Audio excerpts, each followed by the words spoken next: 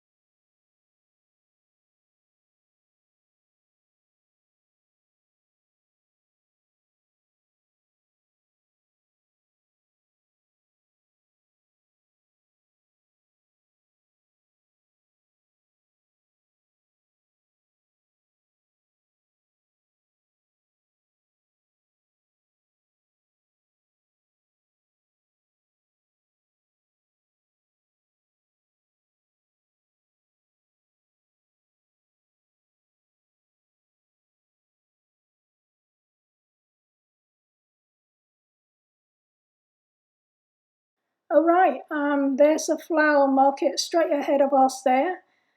So the flower market is towards the end of Columbia Road rather than at the beginning of it. So we can see it straight in front of us now. But I think due to the lockdown state that we're in, so we're kind of still in a semi-lockdown state. They have therefore erected this barrier here, so you have to queue up. So I think they kind of controlling the number of people that can go in at any one time. Therefore, we have to walk around this barricade here to get in, which luckily at the moment is not that busy yet, because I think we're still fairly early. This must be at least noon, 12-ish o'clock. I think the flower market opens from 8 until 3. So this is about noon, midday we got here. I guess most people have gone out to lunch or something. So there's not much of a, well, there's no queue really, there's no line up or anything. You can literally, we are just literally walking through it all and straight into the market here. Fairly straightforward. So here we are into the flower market itself. So I'm just going to give you a quick tour, pretty much straight down, having a look at the market.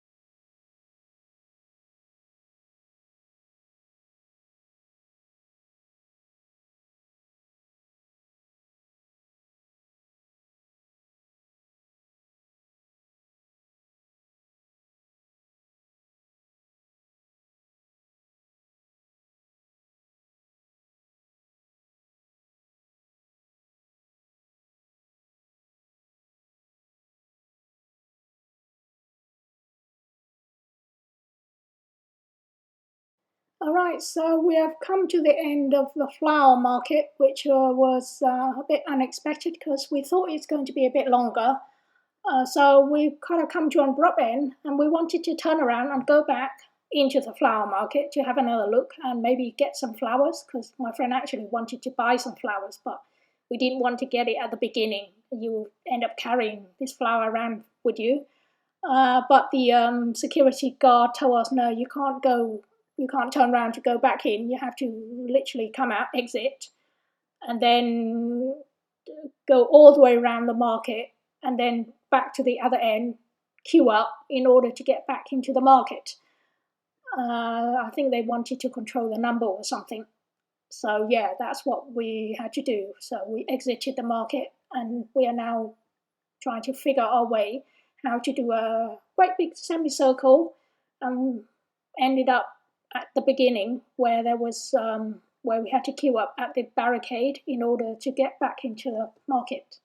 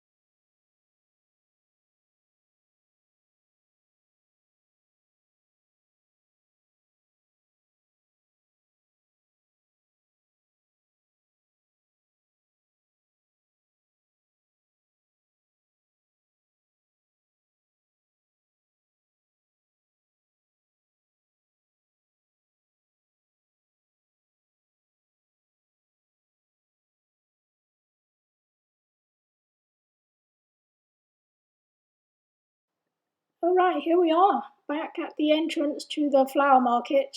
And if you remember when we were here earlier, it was a lot quieter, not so many people, and we literally just walked through the barricade and got into the flower market straight away. But this time around, there's quite a few more people because now there's a long queue of people here, as you can see. So we had to queue up for around about 5-10 minutes before we finally made it back into the market. And this is also where this part 1 of the video is coming to an end. Hope you've enjoyed watching it so far. Don't forget to like, share and subscribe to my channel. And I shall catch up with you again in part 2 of the video, where we'll continue into the flower market and buying some flowers as well. So thank you for watching. See you next time. Bye.